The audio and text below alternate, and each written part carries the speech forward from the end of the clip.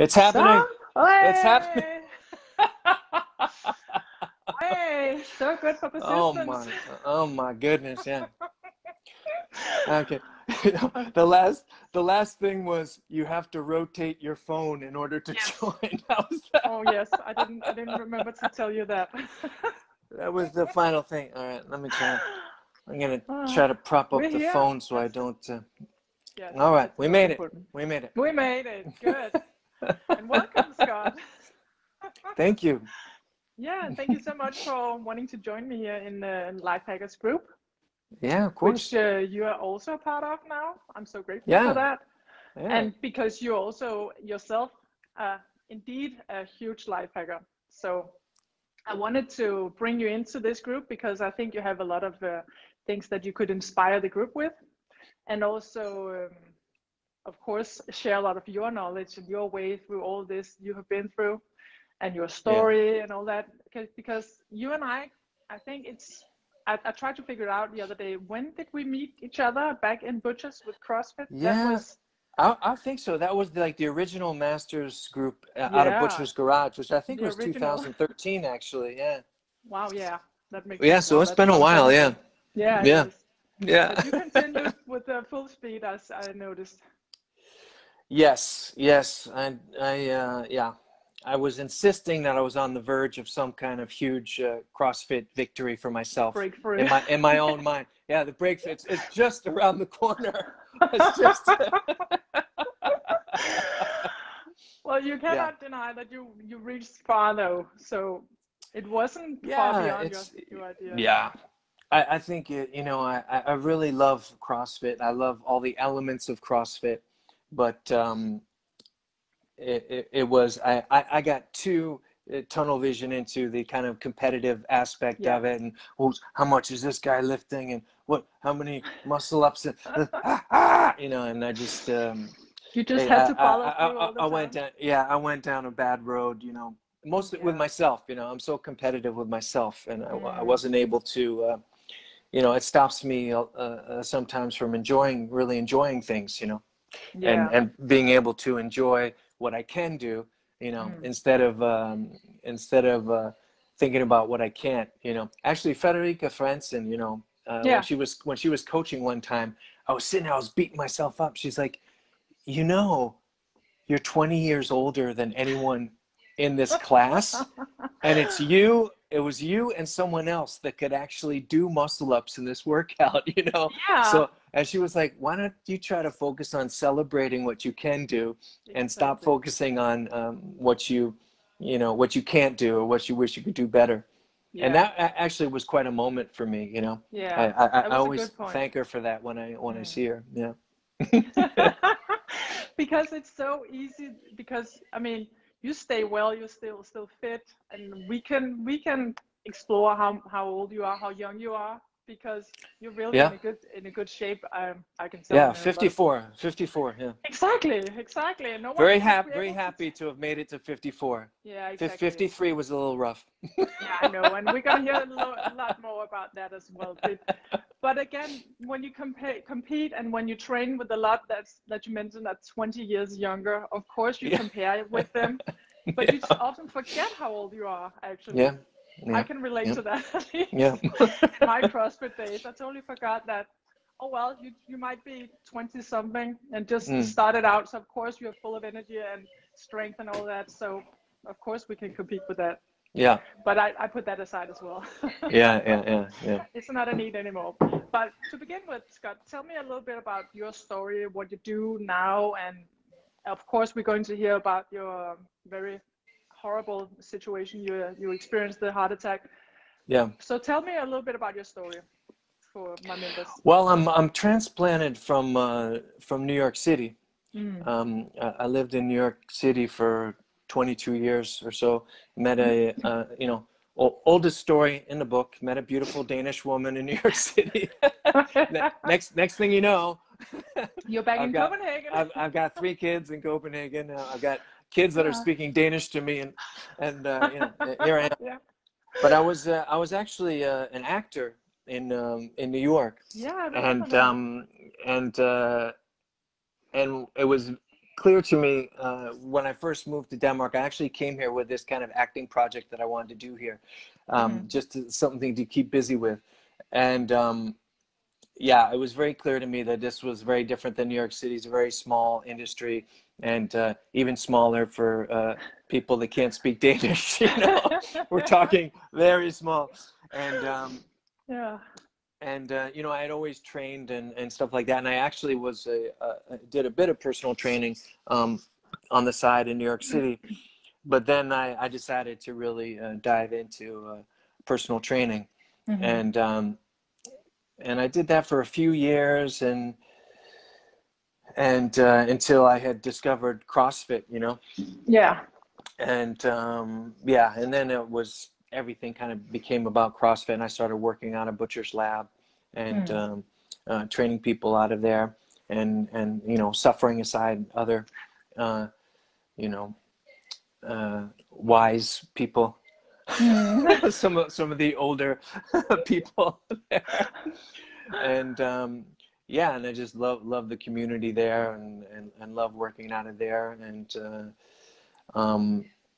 but you know, I think moving countries, having 3 kids that are all 18 months apart, you know, they just came boom, boom, boom. And it was very stressful on my wife, very stressful on me. And I'm, of course, when you're a personal trainer, you're working in the morning and in the evenings mostly. Yeah. And I'm leaving her alone with 1 baby, then 2 babies, then 3 babies, pretty much. Oh my God. And it caused a lot of stress. And I think I was really under this kind of chronic stress for a decade, 10 years, you know. Yeah.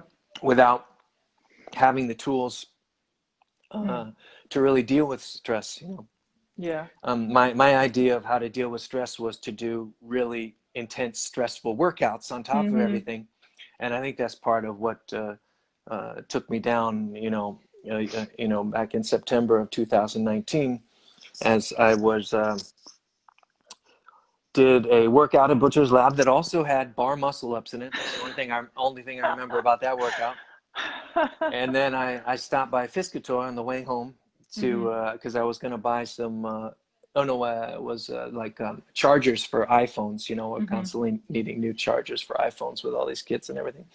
And yeah, but I remember nothing. I found out later that I had a heart attack there in Fiscator Shopping Center, and my heart stopped completely.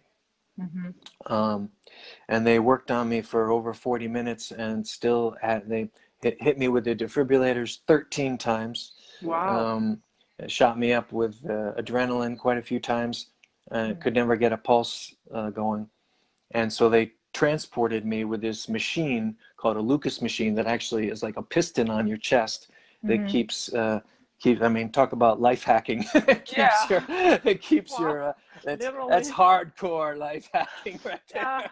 Wow. And yeah, they transported me to the hospital with that, and when I lay in the hospital, they had a heart and lung machine hooked up and ready to go and try to, you know, save me. And I had a faint pulse when they rolled me into the operating room. I don't know why, and that was the miracle. And I had a stent put in this the left anterior descending artery, which is the Widowmaker heart attack, it's called, because it's so deadly. And yeah, they put me in another life hack, put me in a coma for 4 days and lowered my body temperature to try to save my brain from having too much brain damage. Yeah. And yeah, and then I woke up and I woke up, and my poor wife had to tell me about 10 times. I kept waking up out of the coma. You had a heart attack. What? Am I gonna die? What? No, you're not gonna die. Okay. Out again. And I kept waking up. Yeah, I did that 10 times. Wow. She had to sit there and keep telling me, you had a heart attack? No, you're not gonna die. All right, I'm just gonna rest. It was very slow, you know, coming back. Yeah. And not everything came back. I let, you know. Yeah. I always joke that I left something on the other side, but it's a long time to go without good oxygen to your brain. Of course, your brain does some things. Also, life hacking. It does some things to try to to try to shut down and operate on low amount of oxygen because it knows what's happening. But but I did lose some brain cells along the way, so I have some memory issues, and I get tired easily if too many things are happening at once. You know, multitasking is not for me. No, it's not for everybody. It's not for I get very tired. Yeah, it shouldn't be for anyone, I guess. No. But so I get tired like that. So I just have to be aware of what's going on with me. Yeah. And and then coming out of that, I the strange thing about cardiology and is you kind of have to be your own detective about why these things happen. There's a lot of guessing in cardiology. I found out they don't really know, especially with someone like me. I was vegan or vegetarian for 14 years. Of course, training 6 to 7 times a week for an hour or 2 hours per time,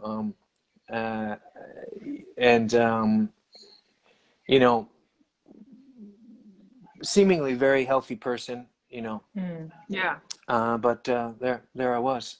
And so you kind of just have to become your own detective. And I realized, that I knew that it was stress, and strangely enough, even I had, Anne Beck that had just died from cancer. And she had referred a client to me, and I had a lunch with her one day after she had the diagnosis and everything, and she had already lost all her hair and everything.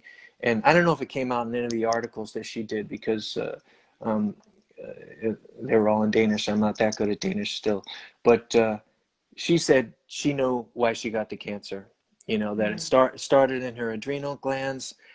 She knows it was because of stress. She knows because it was this lifestyle, nonstop, this book, boom, these, boom, TV show, bum, bum, bum, and always being on, always, and also doing these really intense workouts, also to deal with stress. And I was thinking about that, and I really, so I realized my battle has got to be with stress, and learning how to manage it, learning how to lessen it. And so then I started on the journey to really turning things around, structuring my life in a different way. So do you think there's anything else but the stress, health-wise, that you maybe could have done better or you didn't do right? Because you said you were seemingly living healthy. I really don't think so. Don't think so. No. I mean, I would say I had a lot of ate a lot of raps oil, and they have linked that to heart disease, kind of. And I ate like some real cheap, crappy raps oil too. A lot of it when I came to Denmark. So for about 10 years, I ate quite a lot of that oil. So I know that probably didn't help me. There's been quite a lot of research to link those kind of processed seed oils to heart disease. But I think it's mostly it was a genetic thing. I was predisposed genetically because my dad had his first heart attack at 60, I think. So I was a little earlier than he was. But then he went on to have 5 more heart attacks. He actually survived till he was 86. But the last 25 years of his life was a fight with heart disease. And you don't want to go there. No, I mean, luckily, I think there's just, of course, there's just always new research coming out, and back in his day, they were very much into the putting them on a low-fat diet, which back then meant very high carbohydrate. It was like the low-fat cookies that are like loaded with sugar, but don't worry about that. Just excel all the inflammation, and then there's no worries. Exactly. Did you ever consider, it's not that we're going to talk about, I'm just curious, did you ever do a DNA profile on yourself? Did you get that? No, I didn't. No, okay. No. Yeah. I'm just curious because there's also a lot of information also that, as you said, genetically you're predisposed for something. So I'm just curious. you Yeah. could consider that. Yeah, maybe. I mean, well, it's obvious that I have, I have heart disease in my family and a lot of Yeah, cancer too. yeah, There's yeah, both my mom and exactly. dad had also had cancer. By the time Yeah, my dad was my age, he had already had a kidney removed because of cancer. So okay. yeah, so I was always like really motivated to be really healthy. I was, Yeah, of course. I thought I'm not gonna be like my dad. I'm not gonna get Exactly. older and weaker and sicker. So I was really, really was Yeah, part of my motivation to stay young yeah. and healthy as I got older. But it's one of those things that yeah, Yeah, well, God, stress is God like the laughs when you're worst making killer. plans. Yeah, Yeah, yeah, exactly. yeah, yeah, Stress is just the yeah. worst thing that you could ever come in contact with. That's period. That's just how it That's what is. I believe. I Yeah, believe it's me too. the start of any of all chronic disease. Is Absolutely. what I believe in, and it's amazing how even cardiologists and some preventative cardiologists that are on. Of course, I've listened to tons of podcasts and with top cardiologists in the world. It's amazing how many of them don't even mention stress. They They want to don't. talk about cholesterol and LDL and small LDL particles and Mm, exercise and diet and da da da. And so many of them go through these huge, long, hour-long mm. conversations and never talk about stress. And No. it stresses me out. Because Maybe that's your mission. I believe, yeah, I believe that it is my mission. Yeah, That's become my mission, and yeah, I'm, I started, well, it was also tricky because the medications they put you on, I was on this beta blocker and this ACE inhibitor and this mm. statin and all these things. I could work and be semi-coherent, until about noon every day, and then I'm taking my first nap, and then I would Mm. take 1, 2, 3 naps in the afternoon, and still never quite be with it, No, and no. so I made the decision after being on those for a year to go. I'm not a doctor. Don't take my advice, anybody. No, This no, is no, not no. this is not medical advice. But This is your life. I decided for me I had to get off of those drugs Yeah, because I didn't want to do anything about stress when I was tranquilized. exactly, I exactly. need to feel some stress in order Yeah, to do something about it. So then exactly. I got off all that stuff, and then I got into, you know, the Wim Hof breathing, Yeah, and yeah. then I'd always wanted to try the cold water immersion. Mhm. Seeing people in Denmark. A lot of these older The people that go cold to the water. water. Yeah, go Yeah, and do the winter exactly. bathing, and I was always like, wow, how do they do that? And I thought, well, I'm going to start in September, and I'll do it Mm. every day, and I must get used to it. And that's what Yeah. I've done. I've done it for 200 mornings in a row all through the winter. I'd only Wow. missed 6 days that I had COVID-19 actually. Yeah, Um, yeah, but other than that, I've done it every morning, and that's been part of my ritual to do the Wim Hof breathing, then yeah, the cold water immersion, and then do meditation, and then yeah. I changed the way I do workouts too, where I Mm. do these micro workouts, so I do small workouts throughout the day, 4 times throughout the day, Yeah, I'm gonna and I ask you some never, more about that because it's yeah, super interesting, especially yeah, from coming where you're coming from, doing workouts six yeah, times a week, 2 hours, and also because I think there's a lot of people in this group that actually either have yeah, not the time to excel at these hours for workouts, and according to my opinion, it's not necessary. yeah, So a lot of people always ask me, how can I do something that doesn't, I don't have to spend 1 or 2 hours commuting and then working out and then back and all that with having a slight response for stress. What can they do in order to not actually do overload on the body, on the physics in general? Because yeah. also I want to add this because I know that you're doing the cold exposure and you're doing the Wim Hof breathing. So apparently what you're mentioning is that it works very well for you actually to de-stress, to help with your cardio, from I guess. Yeah. Yeah. I mean, And what else have you I experienced for tell you, that before we go into yeah, the workout? well, I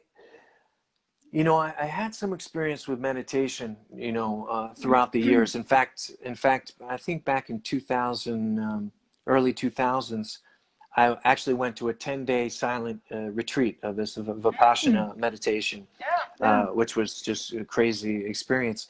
So I had some experience with meditation, but I never, it always felt like such a fight in my mind, you know, and I never, I was always searching for some way to empty my mind, you know, I just, you know, to have peace in my mind. And I've actually never felt that until I got in the cold water. I mean, it's like Wim Hof. I mean, it's like trite because it's exactly how he describes it. But when I got in the cold water, it's like, oh, well, you know, you also do it, so you know, you can think of one thing, which is like, fuck, it's cold. Yeah, exactly. That's where it begins. And then maybe you can include one other thought, you know, and like Wim Hof talks about that, about kind of setting your intention for the day. And so there I got into the water, and suddenly my mind was emptied of all thoughts. And then I inserted this intention for the day. All right, hey, I'm going to be, you know, loving to others today, or I'm going to be of service to others, or let me just take one thing at a time and live with joy, one thing at a time today. Like, these are the things that I tell myself in the cold water, and it's you know, it really sets the intention for the day, you know. And then follow it I up love with that. the meditation. After being in the cold, I find my mind still stays clear for quite a while after the cold exposure, and I can feel like I can do meditation really well then. And and then I really found that dealing with that cold, the stress of that cold water, of course it's a stressor, there's a lot of carryover into your everyday life, you know, that I'm just not, if some situation comes up, I'm not freaking out or getting just this, what I used to feel is like this hot in my face, you know, like when I'm getting stressed, and you know, I know the blood pressure is coming up, I feel hot in my face, like, oh God, you know.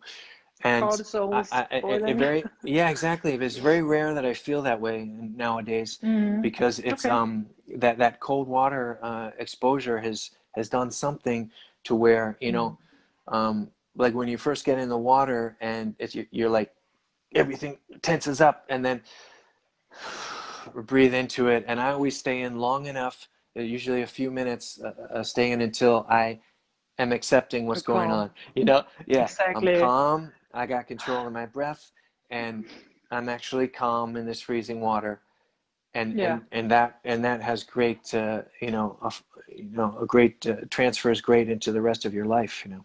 Yeah, it does. It makes you stress resilient. But what I will always say to myself, just stay in until you can't feel yourself. It's kind of like my motto. Because when I go down, Yeah, just stay in until you cannot feel yourself. Because that's when you have to do something different. You have to just relax in it. yeah, So that's yeah, also my way to do this. So it's super yeah, interesting. Yeah, it's very yeah, interesting. And it's so interesting that such a simple tool actually can do so much besides when yeah. you did the drugs. It's so amazing. Yeah, I mean, it's I also tell people that I've been, my whole life I've searched for a quick fix, you know. It's like you want a quick fix, like, oh, I feel horrible, what is it, you know. I mean, a whole lot of unfortunate side effects to that lifestyle, Yes, but yes. getting into the cold water is the only quick fix I've ever had. I've gone out to the water when I've been really frustrated, I've been really angry, I've been really worried about things, and I get in the water, and whew, it Exactly. disappears. Yeah. And it doesn't come back when I'm walking back home again, you know. No. It really, it's like an exorcism, a joke, you know. It's like Yeah, it if I is. got some crazy shit going on, it just Yeah. gets pulled Yes. right out of my head, and I I think, love that. okay, and now I can start my day like Yeah. perhaps some of these other human beings do, you know. It's like you're so forced to be connected with yourself because Yeah, you have no other choice than just thinking, survive in this, breathe. It's all you can do. So I love that so much. And yeah, to me, it's also been a really revelation actually to just start this cold exposure. I love it so much. And actually, what you said about the quick fix, it has become my totally dopamine fix. No shit. I mean, Yeah. I don't know, all restless, I need to go into the water. It's how it affects you. It's super impressive. Yeah. Yeah. Yeah. So what else about this micro workout? How does that work? You know, this came up when I I think like almost everybody, you know, when we were in the first coronavirus lockdown, you know, back in the spring of 2020, I I was used to working out in the gym all the time at a butcher's lab. I didn't want to train, you know. I was like, what is going on? I'm a bit depressed, you know. They started online workouts at Butcher's Lab, and I was like, That's I not the don't really same. want to. I don't feel like doing that. And then they, you know, they loaned out equipment, you know. Yeah. So I thought, well, I'll get myself a decent sized kettlebell, and I got a 32-kilo Of kettlebell. course. Rode it home in the basket of my wife's bike, and I came home, and it just sat there, and I thought about it, and I'd done some training in the past. I think the guy's name is Dan John, where he does different kettlebell training challenges. You do a certain number a week, and I think one was 100 swings a day or something. And I thought, well, I'm going to do 100 swings a day. And I thought maybe it would be good for my mental health if I broke it up throughout the day, and at least I'd do swings for first thing in the morning, and then before lunch, and then in the afternoon, and then before dinner at night. And it'll get my blood going, because I know when I move a little bit, my mental, I always use this phrase, you know, move a muscle, change a thought. You know, as soon as I get moving, something changes, and I start feeling better mentally. Yeah. And so it started like that, and I just started with just swings, and I did them every day, and I got real sore. Yes, I can imagine. From the back of my head all down my posterior chain, all the way down to my heels. And I said, I'm just going to keep going. And after 2 weeks, I wasn't sore anymore. I said, well, let me add some other things to it. And so I kind of do this classic bodybuilding split style, where I pair, I do the swings every day. And on one day I pair it with a leg exercise, some squats or lunges or something. The next day I do some kind of push overhead, or push this way, or push or like a ring dip. And then on the next day it's a pulling day, so I do some kind of pull-ups or ring rows or something like that. And I just go on a rotation like that, and I just kept it up 7 days a week. Yeah. And then I realized I started thinking about it, and I started thinking about how, like, a little bit like you mentioned, of how crazy it is that we shove this 2 hours of working out all together. And then what I used to do is come home and be like totally wiped out. And I said, that can't be, you know, I mean, it was like, we've got this machine, you know, certainly the genius behind the human body, you know, wanted us to move and be able to move throughout the day. And I was thinking a bit about, like, I think of the micro workouts as a bit like akin to the paleo diet. Like, we think, oh, how did our ancestors eat, right? And I thought, well, how does our ancestors move? Like, of course, they move throughout the day, you know, and that's got to be what's best for the human body. Is just to keep moving. We're designed to move. And then I thought about, you know, doing the training and then eating afterwards. It kind of gets this carb backloading idea that was, you know, like Arnold Schwarzenegger and the bodybuilders of the 70s used to do, where they do the training and then eat. And then the even like a high carb meal that would get stored as fat actually goes to repairing muscle tissue and stuff like that from the workout. And I thought, wow, that might, what if you just did that all the time before every meal? You know. And what I found is that I've really gotten in great shape by doing that. And I think also the cold exposure, I think you burn more calories doing cold exposure than I think anybody really thinks. You know, I think you burn quite a lot of calories. Yeah, you do. Because I just have lower fat. You know, people see me on Instagram, they say, "Oh man, you're ripped, you're ripped," and it's, you know, I'm just working out 4 times a day for 5 minutes.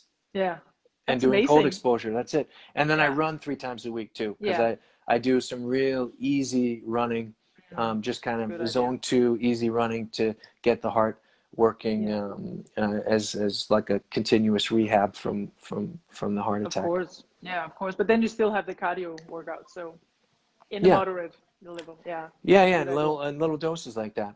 Yeah.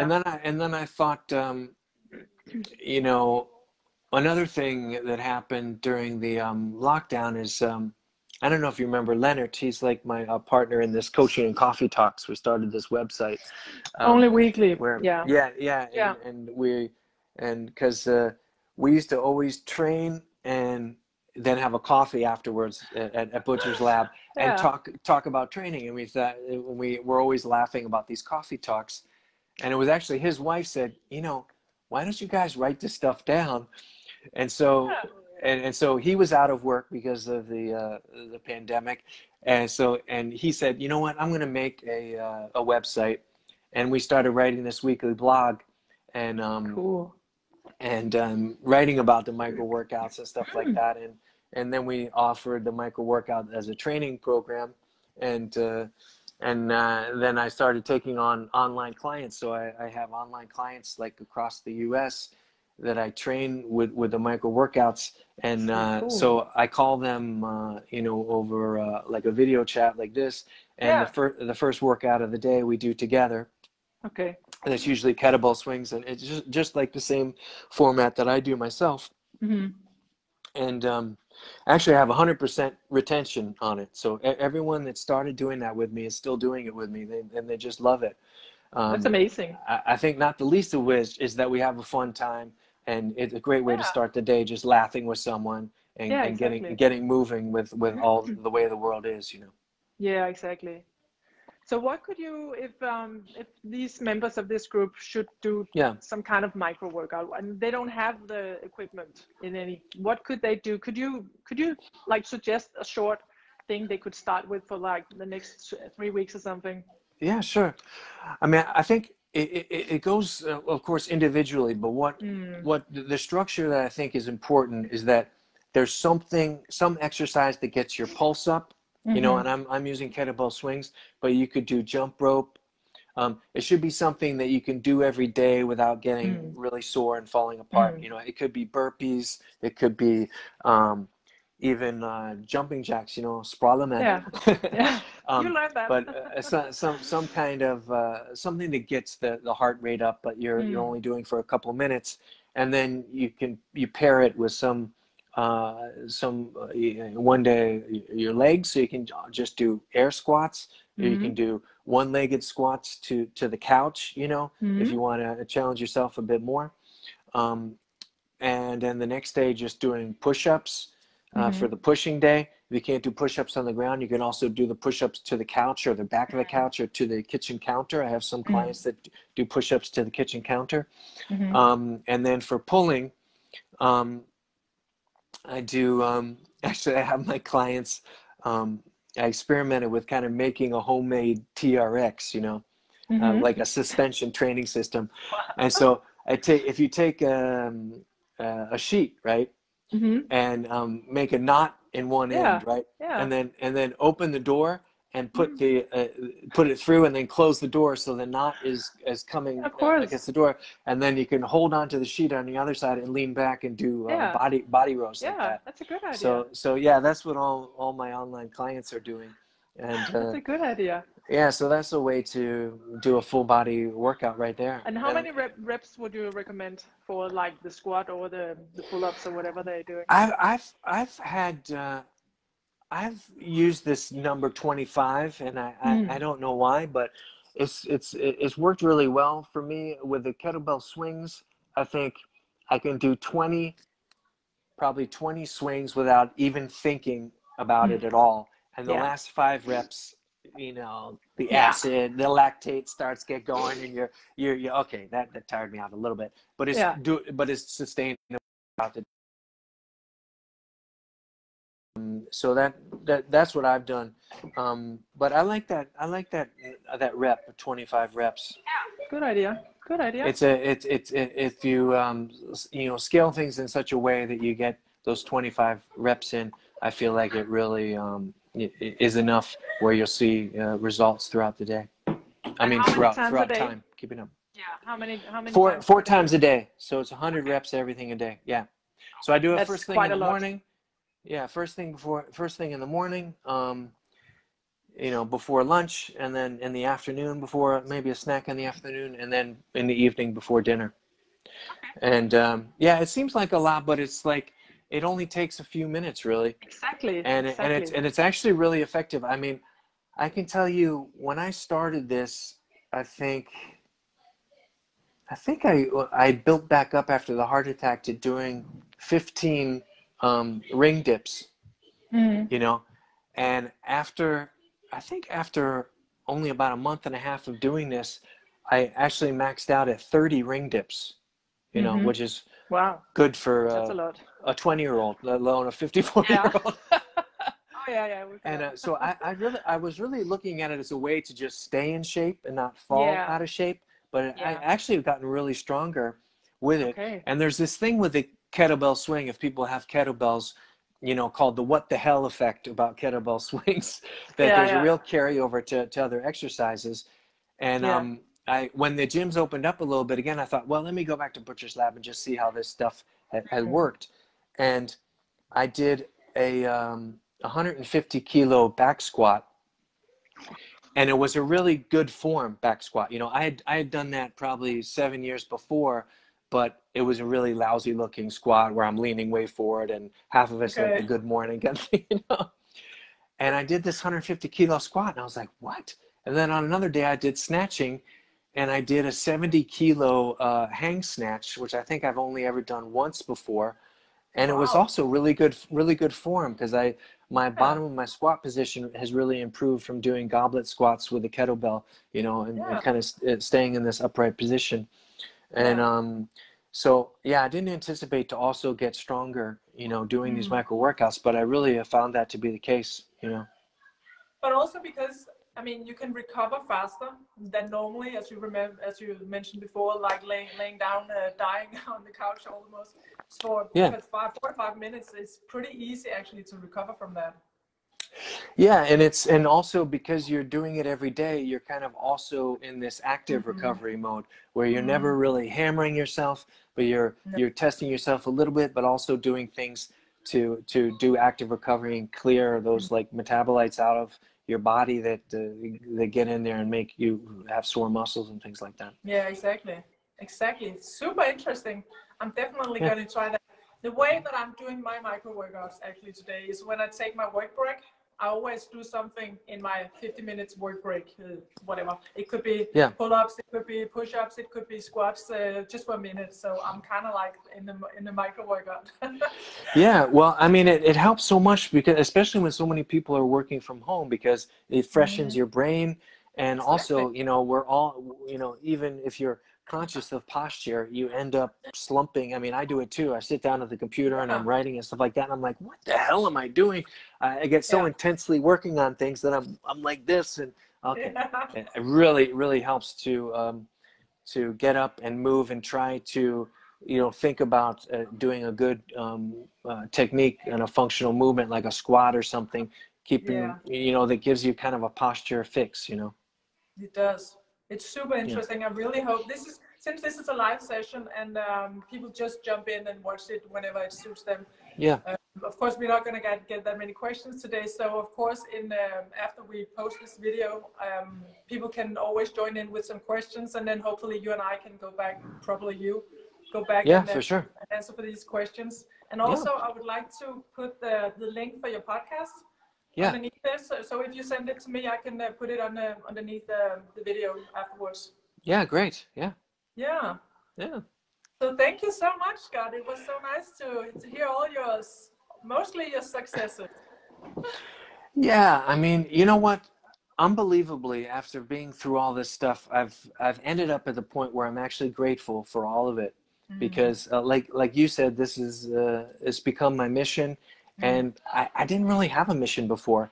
You know, I realized I was like, the number one thing for me was training. And you know, I was not even a competitive athlete or really doing that well at it, and it really was the number one thing in my life. I mean, work came second or anything else. And so now I'm like, I feel like I've adjusted my life better, and I feel you know, I feel really good where I am. So I've ended up grateful of having this had this experience, you know. Yeah, and So unfortunately, sometimes we have to go through these very difficult crises to actually see the other point of it, or the gift in it, actually. So I've been where you have, but not with a heart attack, but I had a serious breakdown with the stress, actually. Well, totally burnout. I was beyond stressed, actually. So I had a burnout for 10 months that really cost me so much on all my accounts. So that's also why my mission is, you can definitely still perform at a high level, but you have to do it right and know exactly how your individual had to work. So I'm totally on your side. exactly. Yeah. Well, I love seeing all the stuff that you're doing too. And, yeah, you too. Yeah, thanks for having me on here. Yeah, I'm super glad. I might pull you in one more time. So Yeah, we have a lot anytime. of interesting stuff to share. So thank you so much for wanting to share all your beautiful secrets and whatever you have done to reach this far. Yeah. So take care and enjoy your weekend. Okay. Thanks, Dorthe. Talk to you soon. Bye.